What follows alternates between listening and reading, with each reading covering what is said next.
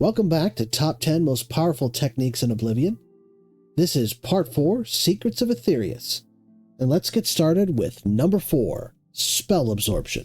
Let me introduce you to my new character that I created just for this video, Sinicero, the High Elf Fire Mage.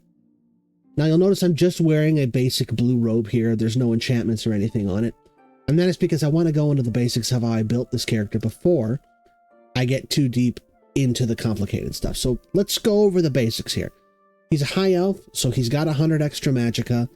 He's also got the Atronach birth sign, so he's actually got another 150. So he starts off with a total of 250 extra magicka right off the bat. He also, because of the Atronach sign, has an extra 50 points of spell absorption. But that comes at the cost of having stunted magicka. And that means his magicka doesn't regenerate. You sleep, doesn't regenerate. You wait, doesn't regenerate. The only way to get it back is consumables or through spell absorption, which is why this 50% is such a big deal. Now, this also means that you only need 2 items in order to get 100%. First, the Spell Drinker Amulet is something that you get through a quest from the Mages Guild. If you just join the Mages Guild and follow the Mages Guild quest line, the Spell Drinker is eventually one of the rewards that you will get. And it's not too far down the line either. The other item is the Sorcerer's Ring. Probably the best armor that I've come across. There might be a better one out there that's more obscure, but I haven't found it in searching, is the Birthright of Astalon. And this item is easy to get. All you need is a rank of 50 in your mercantile, and then you go to the Golden Carafe, and is it the Golden Carafe or one of the armor places?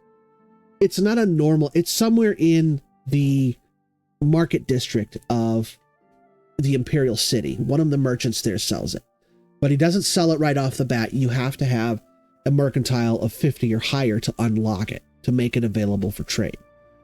And then these other items, the crown, the hands of Ashton, these are items that I created, and I just named them all the blah, blah, blah of Astalon for whatever, just to keep a theme going.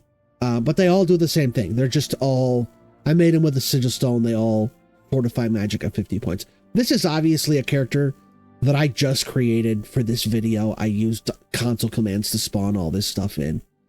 But it's just a proof of concept. This is not an optimized character. There might be a more optimal setup for this, but I felt like having a good amount of magicka, and with this setup we have 775. The hard maximum magicka you can get if you go all out is something like just above 1,000, like 1,030 or something like that. But 775 is adequate. So this right here is a pretty, it's not fully optimized, but it's a pretty good spellcasting mage. And in theory, with 100%, with all this stuff equipped, we have 101% spell absorption. So this is maxed. We should be able to, in theory, stand our ground against another spellcaster pretty easily. And we do. But the problem is if you're going against a target who's not casting spells, whether that be goblins or bears or trolls or ogres or Dremora, even some spellcasters don't cast offensive spells at you.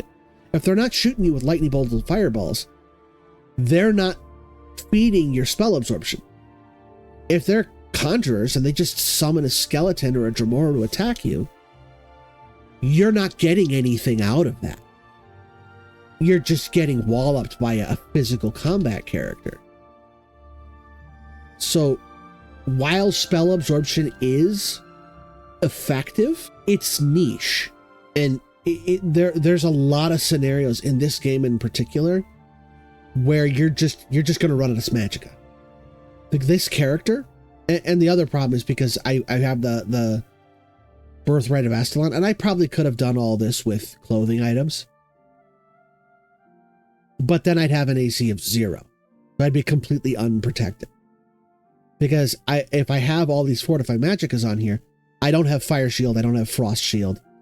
So on top of the running out of magicka problem, I also have a spell failure rate. So there are some significant drawbacks to this build. It's powerful, but it's niche. So does number 3, Spell Reflection. Now that said, Spell Reflection has an advantage going for it that Spell Absorption doesn't. Spell Absorption, while useful for any character for the simple purpose of mitigating offensive spells, it's really best suited to spellcasters. Spell Reflection, on the other hand, that's good for pretty much anybody because it throws a spell back at its caster. Now, if the caster's got immunity, like, wraiths are immune to cold and they shoot cold spells, it doesn't do much, but it still at least protects you. But when you have something like a high elf casting an elemental spell at you, oh, they're going to eat it. Like with Spell Absorption, Spell Reflection is pretty easy to achieve 100%. Spellbreaker and Ring of Sunfire are both rewards with associated quests. They have guaranteed places to drop. I recommend getting them at higher level because, again, they are leveled items. Mundane Ring is random loot, but I think it's pretty common. I've picked up 3 already, and I haven't picked up even... There's 1 or 2 other items that I've got 2 copies. I've not picked up 3 of anything else. No, I don't have 3 copies of any other magical ring or magical weapon, but I've got 3 mundane rings, so they're not hard to come by. And there is a guaranteed drop for it.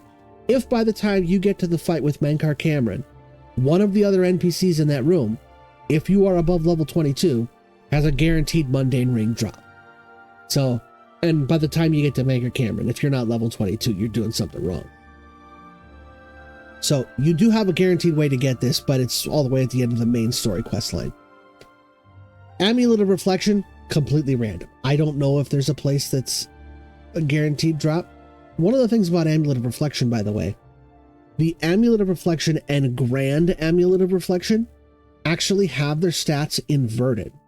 So the regular Amulet of Reflection is actually better than the Grand Amulet of Reflection, which only does, I think, 14 or 16 points, something like that, somewhere around 50.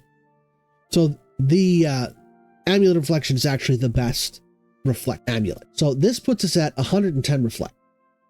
Both of these builds, they're only like 3 or 4 items to get the full thing. So you've got, and I don't even have a helmet on, so technically you've got 4 items that you can put whatever you want on it. I could put Fire, Frost, and Lightning Shield on these. And just that with the shield, and I'm maxed out on my armor rating.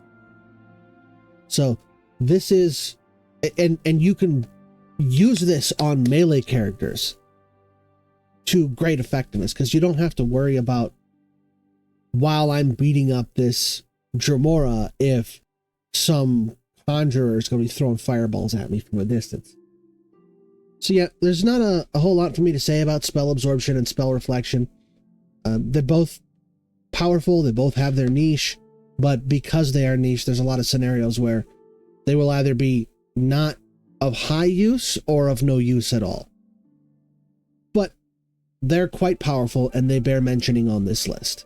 But anyway, next week we finish up our list with what I consider to be the 2 most powerful techniques in the game, and they can be used in combination.